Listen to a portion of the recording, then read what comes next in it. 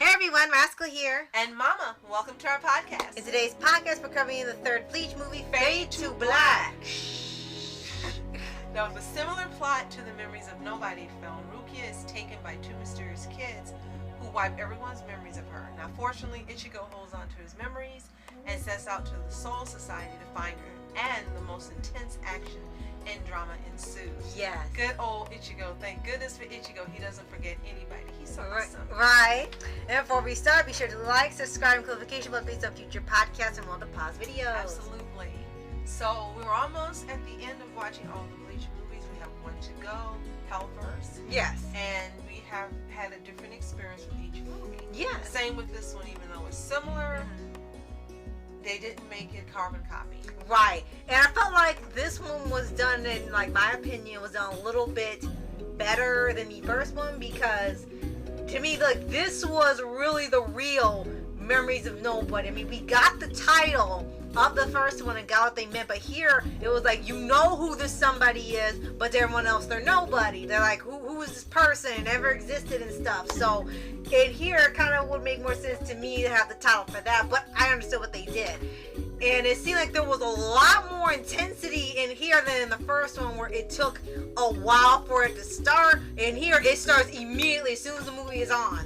Absolutely. And I think, in your opinion, is my opinion, and a lot of Bleach fans as well. And for me, this particular movie, there was more at stake, and you felt more because you knew Rukia, who she was. And it meant something that no one remembered her, and it meant something that if she was wiped out forever, and you cared. In the first one, you didn't care because you didn't know the character, and it was entertaining, and you loved how Ichigo formed this relationship with her, bond, I should say, for a short time. But in here, you really, really cared, and you wanted it resolved because you didn't want Rukia to disappear. Right. So it meant more in this movie. Right. And that's another reason why I was much more excited. And another thing that they took a lot of reviews, like who these kids were, because you don't find out until like the very near end. And at first we were thinking like, okay, they're trying to trick her, or they're planting memories in her head. They do like on Tiger and Bunny, or they replacing the memories and doing something else.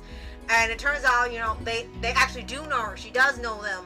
But you find out what happens towards the end. It's just like, oh my gosh, it really went this far. You find out why you never heard about them in the regular series. Right.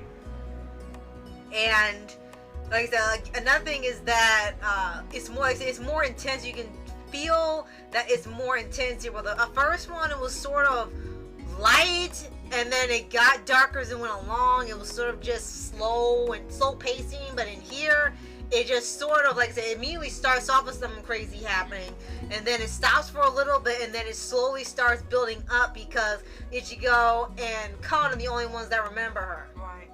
And then at first, when Renji didn't remember her, you were like, oh, that's the way you felt. Like, how did you forget her? But then, even though he did remember her, for some reason he trusted Ichigo. Right. And he's like, I'm backing with him. I'm going with him.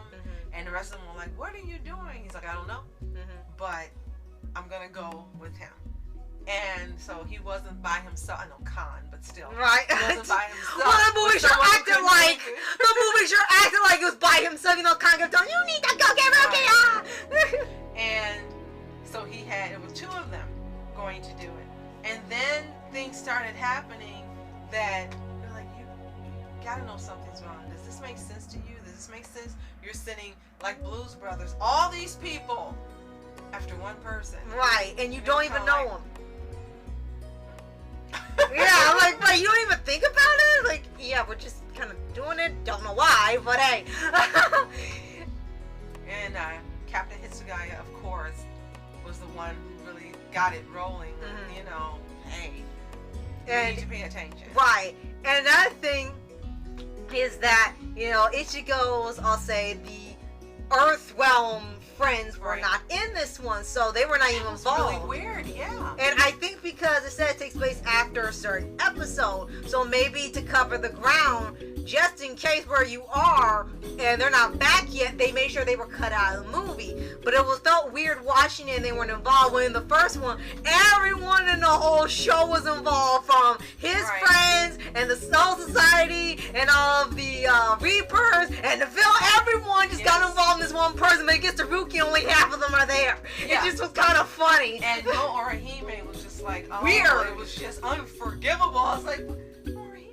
Yeah, that was weird. Yeah, it was. But it works. And as we said earlier, it works better in this movie because there was a lot at stake, because you knew the person and it meant more. But this one was a little shorter than the first movie.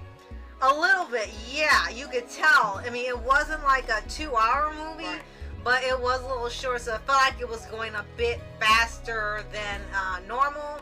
But it didn't feel like that it either went on too long, nor that is it going so fast where things weren't being developed or feel like you were being cheated out of film. It just still flows that well in the correct amount of time. It didn't go on too long and try to make stretch out something that needed to be stretched. It didn't cut out so much where it was a shorter film. I think it was probably just the right amount of time. Definitely. And the ending was actually a good ending, especially how Rukia handled everything after she found out the truth. And in true Rukia form, just like when she helped Ichigo and she didn't know him and she didn't want his family to die, and that's how he ended up being her soul reaper. She was the same way here with the resolution of this one. She didn't hate them. She still cared. She still wanted to do something. She still wanted to try.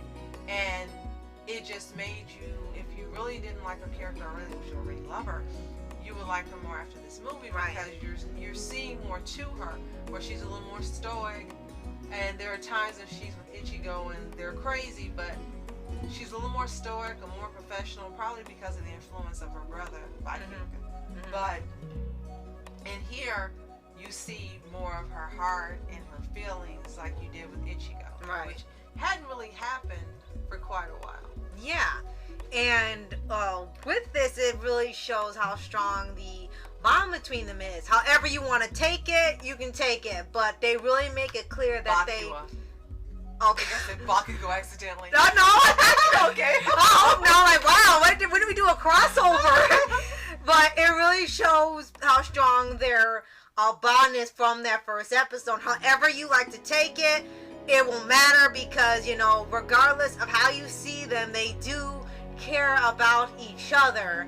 And the fact that he could regain the memory so fast compared to everyone else who just really forgot about her and that was it.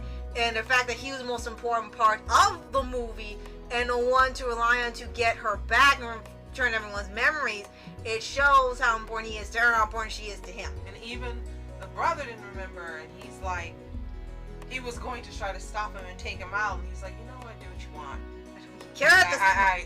It doesn't sound familiar to me, but something's not right. So go ahead. If you want to risk your life and go do it, go do it. Like, wow, these people are just so nonchalant. They're not everything. Like, whatever you do, and like, I expect you to be more uptight. But yes, this was a better movie than Memories of Nobody. Memories of Nobody was good, but this was great. It felt like Bleach. Right. It flowed like Bleach, and it was important. Right. In learning more about Rukia and Ichigo. Right. And the title Fade to Black actually made more sense here, because when you were seeing the memories, like when going through people's heads, they were like dreams or something that were disappearing, and they would literally fade to black when all the memories are gone. And the eeriest part was that they'd be just talking about her, and then 2 seconds later bring up something, and then it'd be like, they never brought up, like, who are you talking about? You were just saying about her, and then all of a sudden, like, that short amount of time, in 2 seconds, they don't even know who the